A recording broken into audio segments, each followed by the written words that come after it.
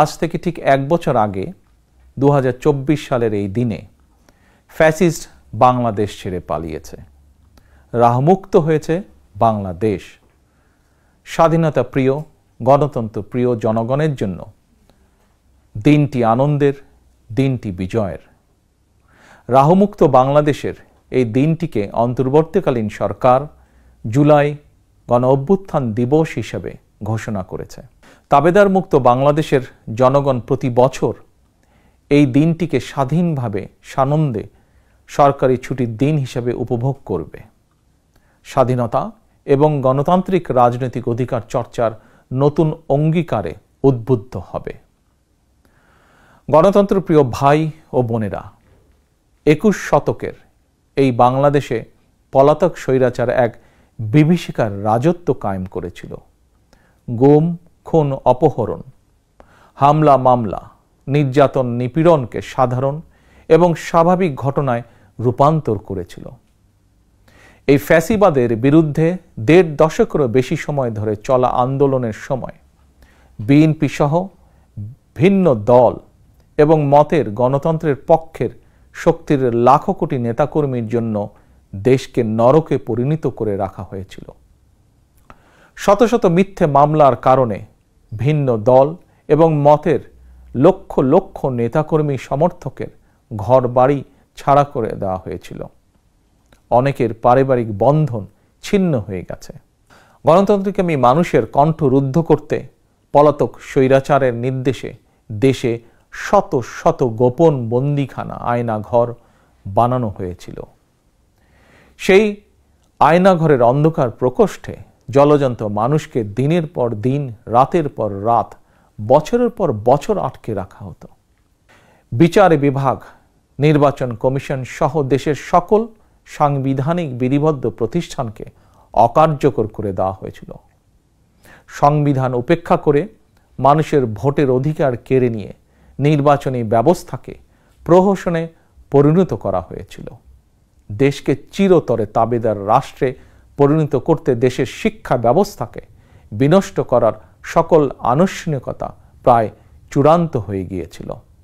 বই খাতা কলমের পরিবর্তে রাজনীতির নামে শিক্ষার্থীদের হাতে তুলে দেওয়া হয়েছিল লগি, বৈঠা, হাতুড়ি বা চাপাতি।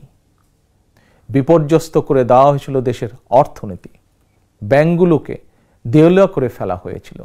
দেশ থেকে 28 লক্ষ কোটি টাকা পাচার করে বিদেশে পাঠিয়ে দেওয়া হয়েছিল। অন্যায়, অনিয়ম, অনাচার, দুরাচার, লুটপাট দৈনন্দিন চিত্র হয়ে উঠেছিল। দেশে প্রতিষ্ঠিত করা হয়েছিল ব্যক্তিতন্ত্র। গণ-অভ্যুত্থান দমনে হেলিকপ্টার থেকে গুলি করেও মানুষ হত্যা করা হয়েছিল। এমনকি কোলের শিশুটি পর্যন্ত রক্ষা পায়নি। শুধুমাত্র 2024 সালের জুলাই আগস্টের গণ-অভ্যুত্থানে 1,500-এরও বেশি মানুষ শহীদ হয়েছেন।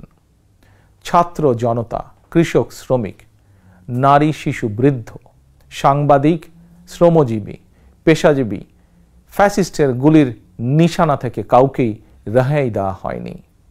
এই অভ্যুত্থানে আহত হয়েছেন কমপক্ষে 30,000 মানুষ। হাত পা, শরীরের অঙ্গ প্রত্যঙ্গ হারিয়ে আমাদের শত শত সন্তান, শত শত ভাই ও বোনেরা চিরতরে পঙ্গু হয়ে গিয়েছেন, কিংবা চোখ হারিয়ে আজীবনের মতন অন্ধ হয়ে গিয়েছেন বহু মানুষ।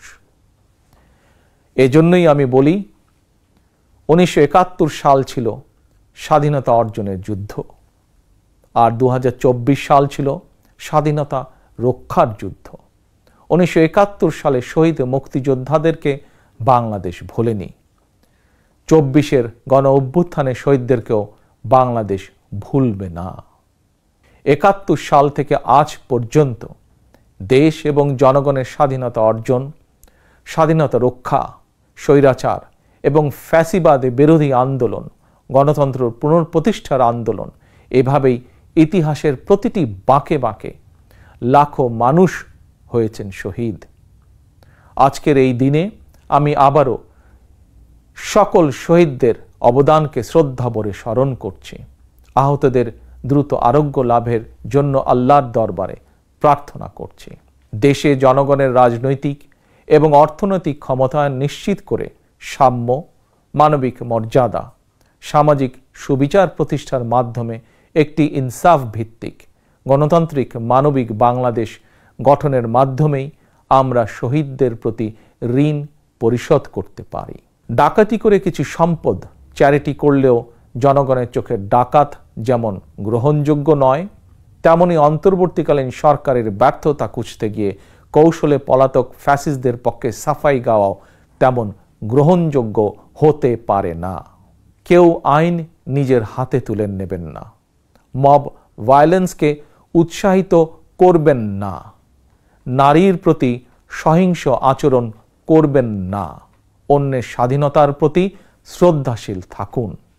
একজন মায়ের চোখে বাংলাদেশ যেমন, আমরা তেমন একটি বাংলাদেশ গড়তে চাই যেখানে দল, মত, ধর্ম, বর্ণ নির্বিশেষে বিশ্বাসী, অবিশ্বাসী, সংশয়বাদী প্রতিটি সন্তান, প্রতিটি মানুষ নিরাপদে থাকবে। আজ এবং আগামীর প্রতিটি 5ই আগস্ট হয়ে উঠুক গণতন্ত্র, সুশাসন প্রতিষ্ঠা আর মানবিক মানুষ হয়ে ওঠার অঙ্গীকারের দিন। এই সুমহান অঙ্গীকার বাস্তবায়নের দীর্ঘ যাত্রায় আমি এবং আমার দল বিএনপি দেশের সকল গণতান্ত্রিকামী জনগণের সমর্থন এবং সহযোগিতা আশা করছি।